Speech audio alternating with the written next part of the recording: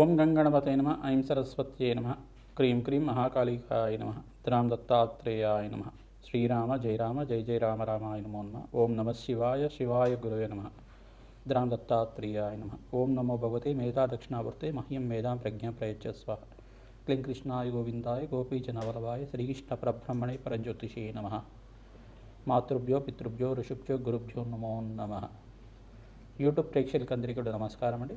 నేను పాలపర్తి గురునాథ శర్మ జ్యోతిష్యం వాస్తు సిద్ధాంతిని. మీకంతా కూడా ప్రధానంగా ఇప్పుడు చెప్పబోయే టాపిక్ ఏంటిదంటే పూర్వజన్మం మరి కర్మ సిద్ధాంతం అంతా కూడా. పూర్వజన్మం అంటే ఏంటిది, పూర్వజన్మం నుంచి వచ్చిన కర్మ సిద్ధాంతం అంతా కూడా ఏ రకంగా జ్యోతిష్యంలో అంతా కూడా వివిధ మేషాది ద్వాదశ రాశుల వాళ్ళకి కర్మం అంటే ఏంటి, కర్మ సిద్ధాంతం అంటే ఏంటి, పూర్వజన్మలో చేసుకున్న కర్మ సిద్ధాంతం అంటే ఏంటి సంపూర్ణంగా విశ్లేషణ చేయడం జరుగుతుంది. మీకు లగ్నం తెలిసి ఉంటే లగ్నాన్ని చూసుకోండి. జన్మ లగ్నవశాత్తు ఈ యొక్క గ్రహస్థితి ఉంటాయి కనుక ఈ యొక్క కర్మల ప్రభావం వల్ల దైవ ఆగామి సూచిత సంచిత ప్రారంభ కర్మలు అని చెప్పేసి అంటారు అన్నమాట. అంటే పూర్వజన్మలో చేసుకున్న కర్మశేషం కానీ ఈ జన్మలో అనుభవించాల్సిన కర్మం కానీ మనం చేసుకున్న కర్మలైనా కానీ అంటే పూర్వజన్మలో చేసుకున్న కర్మలైనా కానీ ప్రధానంగా ఎటువంటి కర్మలకంతా కూడా కర్మ సిద్ధాంతం ప్రకారంగా ప్రతి ఒక్క మానవుడంతా కూడా కర్మనంతా కూడా సంపూర్ణంగా అనుభవించి తీరాల్సిందే. కర్మ సిద్ధాంతం ప్రకారంగా ఏదో రకంగా స్వల్పంగా అయినా కానీ ఆ కర్మనంతా కూడా అనుభవించే విధంగా కొన్ని గ్రహాల ప్రభావం అంతా కూడా ఉంటుంది. జాతక చక్రం ప్రకారంగా లగ్న చక్రము, నవాంశము, షష్టాంశము, దశాంశము, త్రింశాంశం అని చెప్పేసి కొన్ని అంశాల్లో అంతా కూడా అంశపాదాల్లో గ్రహస్థితి అంతా కూడా ఈ రకంగా ఉంది.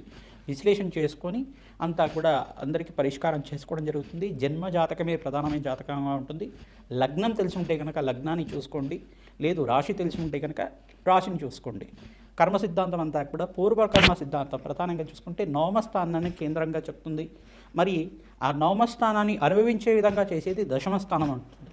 ప్రధానంగా ఈ యొక్క మరి లగ్నము శరీర కారకత్వాల గురించి చెప్తుంది. శరీరంలో మీరు ఎటువంటి ఆరోగ్యంగా ఉంటారు, ఎటువంటి అనారోగ్యాలతో ఇబ్బంది పడుతూ ఉంటారని చెప్పడం జరుగుతుంది. ద్వితీయ స్థానం కుటుంబ స్థానం గురించి చెప్తుంది, ధనయోగాల గురించి చెప్తుంది. ఈ స్థానాలు ప్రధానంగా చూసుకుంటే పుత్రస్థానం పంచమ స్థానం అవుతుంది. ఆకస్మిక వ్యయము ఆకస్మిక లాభాలంతా కూడా ప్రధానంగా చూసుకుంటే అష్టమ స్థానము ఆయుస్థానం చెప్తుంది. ఈ స్థానాలు ప్రధానంగా చూసుకుంటే వివాహ జీవితం కోసం సప్తమ స్థానం చెప్తుంది. ఈ కర్మ సిద్ధాంతాన్ని అనుసరించి గ్రహాల యొక్క కూటమి కలయిక వల్ల కొన్ని ప్రభావాలని చెప్తూ ఉంటుంది. ప్రధానంగా కర్మఫలదాత అంతా కూడా శనీశ్వరుడు, కర్మని అనుభవించే విధంగా చేసేవాడు రాహు. మరి కొన్ని గ్రహాల యొక్క ఉగ్రగ్రహాలు అని చెప్పేసి ఉంటాయి. ప్రధానంగా కొన్ని గ్రహాలతోటి ఒక కలయిక సంయోగం వల్ల వాటి ప్రభావం అంతా కూడా ప్రబలంగా అనుభవించే విధంగా చేస్తూ ఉంటాయి అన్నమాట. సూర్య రాహుల కలయిక కానీ సూర్య కేతు కలయిక కానీ ఇది గ్రహణ యోగం కింద మారుతూ ఉంటుంది. చంద్ర రాహుల్ కలయిక అనేది దుష్కర్మ కింద ఉంటుంది. గురు చండాల యోగం అనేది ఒక యోగం ఉంటుందన్నమాట. బృహస్పతి రాహు కలయిక అనేది కొన్ని స్థానాల్లో అది అవయోగం కింద మారుతూ ఉంటుంది. లగ్నవశాత్ అంతా కూడా విశ్లేషణ చేసుకోవడం జరుగుతుంది. మీ పూర్వజన్మలు చేసుకున్న పుణ్య ఫలితాన్ని ఈ జన్మలో అనుభవించే విధంగా, మరి ఇప్పుడు చేసుకున్న ఫలితాలంతా కూడా మరో జన్మలో అనుభవించే విధంగా దానికి కర్మ సిద్ధాంతం అంతా కూడా క్యారీ ఫార్వర్డ్ అవుతూ ఉంటుందన్నమాట. ప్రతి నిమిషం కూడా మీరు చేసుకున్న కర్మలు ఇక్కడ పుణ్యకర్మల్ని సంపూర్ణంగా అనుభవిస్తూనే మరి ఇంకా ఏమైనా బ్యాలెన్స్ ఉందా, కర్మం అంతా కూడా బ్యాలెన్స్ ఉందా. ఎప్పుడైనా కానీ కర్మ సిద్ధాంతం ప్రకారంగా పుణ్యము పాపము రెండు బ్యాలెన్స్గా ఉండాలి. మరి ఏది హెచ్చు తగులుగా ఉన్నా కానీ దాన్ని అనుభవించడానికి మరో జన్మ అనేది ఉంటుందన్నమాట. మోక్ష మార్గం కోసం పుణ్యకర్మలు ఆచరిస్తూ ఉండడం, దైవ కృప వల్ల మోక్ష స్థితి పొందడం అనేది కర్మ సిద్ధాంతం ప్రకారంగా సంపూర్ణంగా విశ్లేషణ చేయడం జరుగుతుంది. దైవ ఆగామి సుచిత సంచిత ప్రారంభ కర్మలు అని చెప్పేసి అంటారు. అంటే పూర్వజన్మలో చేసుకున్నది, ఈ జన్మలో చేయబోయేది, ఈ జన్మలో చేసింది, ఈ జన్మలో అనుభవించాల్సింది, మరి మరు జన్మలో కూడా ఇటువంటి కర్మలంతా కూడా క్యారీ ఫార్వర్డ్ అవుతూ ఉంటాయి. అంటే కర్మ సిద్ధాంతం ప్రకారంగా ప్రతి నిమిషం కూడా ఏమవుతుందంటే ఈ జన్మలో చేసుకున్న కర్మలంతా కూడా మిగిలిపోయి ఉంటాయి కనుక ఏదైనా రుణబాధలు రుణశేషాలంతా కూడా ఉంటాయి కనుక మాతృ రుణం, పితృ పాత్ర రుణం, తర్వాత దైవ రుణం, ఋషి రుణం అని చెప్పేసి ఉంటుంది. ఈ రుణాలంతా కూడా తీరాలి. రుణానుబంధు రూపేణ జన్మ సంసార బంధురాత అంటారు శ్రీకృష్ణ పరమాత్మ అంతా కూడా. ఈ రుణమంతా తీరిన తర్వాత తద్వారా భగవంతుడి యొక్క దయ వల్ల ప్రతి ఒక్క మానవుడికి ప్రతి ఒక్క ఆత్మకంతా కూడా శరీరం అనేది ఉండదు. ఆత్మకి ఎటువంటి రాగద్వేషాలు ఉండవు. ఓన్లీ మనకు ఉండాల్సింది ఏంటిదంటే ఆత్మకు ఉండాల్సింది ఏంటిదంటే ఒకటి ఆత్మలో రెండు రకాలు ఉంటాయి అన్నమాట. అంటే భోగ శరీరంతో ఉండేది కానీ, తర్వాత యాతనా శరీరంతో ఉండేది కానీ. ఈ ఆత్మ సిద్ధాంతం ప్రకారంగా చూసుకుంటే ఆత్మ శరీరాన్ని అంతే పొందుతూ ఉంటుంది, కానీ కొన్ని రాగద్వేషాలు అనేది ఉండవు. కానీ అనుభవించే విధంగా అంటే భోగ శరీరంతో ఉండేది భోగభాగ్యాలతో అనుభవిస్తూ ఉంటుంది ఆత్మ. యాతనా శరీరంతో ఉండేది దుష్కర్మాలు చేసి ఉంటే కనుక నరక బాధలు అనుభవిస్తూ ఉండడం. ఇటువంటి ఇతిహాసం అంతా కూడా మనకి గరుడ పురాణంలో చెప్తూ ఉంటారు. కొన్ని శాస్త్ర ప్రామాణికంగా అంతా కూడా చెప్పడం జరుగుతుంది. కర్మ సిద్ధాంతం అంతా కూడా ఈ రకంగా ఉంటుంది. మేషాది ద్వాదశ రాశుల వాళ్ళకి ఎటువంటి గ్రహాల యొక్క స్థితిగతి సంయోగం వల్ల జన్మజాతకం ప్రకారంగా దానికి ఎటువంటి పరిష్కారం చేసుకోవాలి, పూర్వజన్మలో చేసుకున్న దుష్కర్మల నుంచి బయటపడాలన్నా, పుణ్యకర్మల నుంచి మీరంతా కూడా మోక్ష జ్ఞానాన్ని పొందాలన్నా ఎటువంటి పరిష్కారం అంతా కూడా ఆచరించాలి. అష్టైశ్వర ప్రాప్తి కోసం కానీ, సత్సంతాన యోగం కోసం కానీ, ఆలస్య సంతానం అవుతున్నా, అనుకున్న పనులంతా కూడా నెరవేరకపోయినా, ఆలస్యం అవుతున్నా, ఆటంకాలు ఉంటున్నా కానీ, ఎటువంటి పనిలు అనుకుంటున్నా కానీ దాని ఆటంకాలు జరుగుతున్నా కానీ దీనికంతా కూడా పరిష్కారం చెప్పడం జరుగుతుంది. ఈ యొక్క కర్మ సిద్ధాంతం ఎపిసోడ్లో అంతా కూడా ప్రధానంగా ఈ యొక్క పూర్వజన్మ కర్మ సిద్ధాంతము మరియు ఈ యొక్క కర్మయోగం అనేది ఎటువంటి ప్రభావాలంతా కూడా చూస్తున్నాయి. ఈ గ్రహ యొక్క దోషాలంతా కూడా ఎటువంటి గ్రహాలకంతా కూడా పరిహారం చేసుకోవడం వల్ల రాజయోగం సిద్ధిస్తుంది. సంపూర్ణమైన ఆనందమైన జీవితం జీవించిన తర్వాత, అష్టైశ్వర ప్రాప్తితోటి ఆనందమైన జీవితం జీవించిన తర్వాత మోక్ష జ్ఞానం పొందే విధంగా ఎటువంటి పరిహారాలంతా కూడా ఆచరించాలి, ఎటువంటి కర్మల వల్ల ఎటువంటి కర్మలు వస్తున్నాయి అనేది క్లుప్తంగా విశ్లేషణ చేయడం జరుగుతుంది. కర్కాటక రాశి, కర్కాటక లగ్న జాతకులకి ప్రధానంగా చూసుకుంటే దైవ ఆగామి సుచిత సంచిత ప్రారంభ కర్మలు అనేది పూర్వజన్మ కర్మ సిద్ధాంతం ప్రకారంగా తెలుసుకోవడం జరుగుతుంది. గరుడ పురాణం ప్రకారంగా ప్రధానంగా ఈ కర్మ సిద్ధాంతం అనేది ప్రధానంగా పూర్వజన్మ కర్మ సిద్ధాంతము ప్రధానంగా అంతా కూడా చూసుకుంటే, పూర్వజన్మం అంతా కూడా చూసుకుంటే ప్రధానంగా పూర్వజన్మలో చేసుకున్న పుణ్య ఫలితాలంతా కూడా ఈ జన్మలో అనుభవించే విధంగా, లేదు దుష్కర్మలు చేసుకుంటే కనుక దాన్ని కూడా ఈ జన్మలో క్యారీ ఫార్వర్డ్ అవుతూ ఉంటుంది. అంటే ఆ జన్మలో చేసుకున్న శేషమంతా కూడా ఈ జన్మలో అనుభవించే విధంగా ఉంటుంది.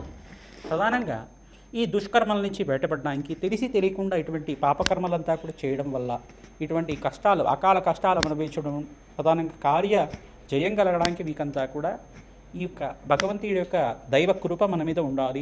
జగన్మాత ఆరాధన చేసుకోవడం, పరమేశ్వరుడు నామస్మరణం మాత్రం చేసిన సకల గ్రహదోష నివారణ అవుతుంది. జన్మజన్మాంతరమైన సకల కర్మదోష నివారణ అవుతుంది.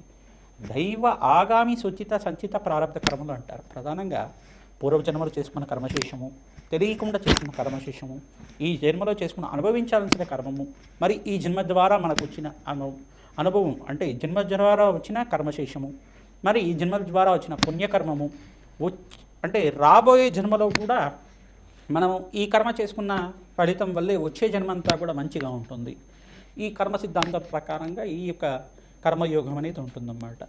ఈ యొక్క పూర్వకర్మ సిద్ధాంతం ప్రకారంగా ఈ యొక్క రుణాలు అనేది ఉంటుంది. మాతృ రుణం, పితృ రుణం మరియు భాతృ రుణం, ఋషి రుణం, దైవ రుణం అని చెప్పేసి అంటారు.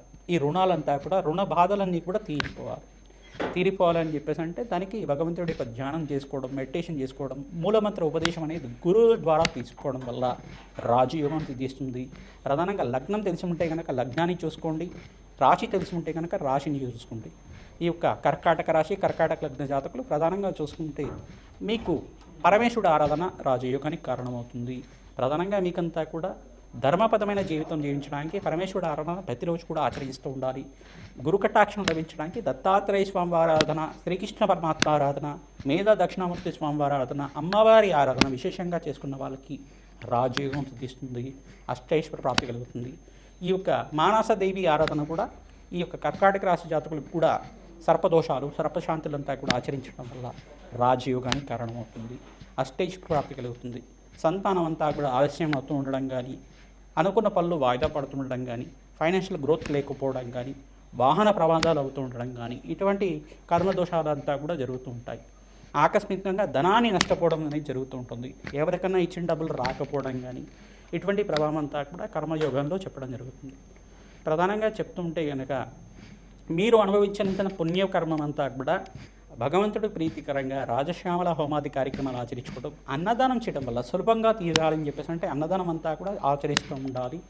ఆవు దూడ దానాన్ని అంతా కూడా దానం చేయడం, గోమాత దానం అంతా కూడా పచ్చిక తిరగపిండి గ్రాసంతో ఈ యొక్క గోశాలలో కానీ బ్రాహ్మణత్వం అంతా కూడా దానం చేయడం వల్ల అష్టైశ్వర ప్రాప్తి కలుగుతుంది, ధన ధాన్యాది సమృద్ధి కలుగుతుంది. ఎవరైతే గోదానాన్ని అంతా కూడా చేస్తూ ఉంటారో గోదానం చేయడం వల్ల రాజయోగ ప్రాప్తి కలుగుతుంది, బ్రహ్మలోక నివాసం కలుగుతుంది, పుణ్యలోక ప్రాప్తి కలుగుతుంది, గోలోక ప్రాప్తి కలుగుతుంది, శ్రీకృష్ణ పరమాత్మ అనుగ్రహం అంతా కూడా లభిస్తుంది. దత్తాత్రేయాయ స్మరణ మాత్రైన సంతుష్టాయ నమః నామాన్ని జపాన్ని ఆచరించండి. అష్టైశ్వర ప్రాప్తి కలుగుతుంది, రాజయోగం సిద్ధిస్తుంది.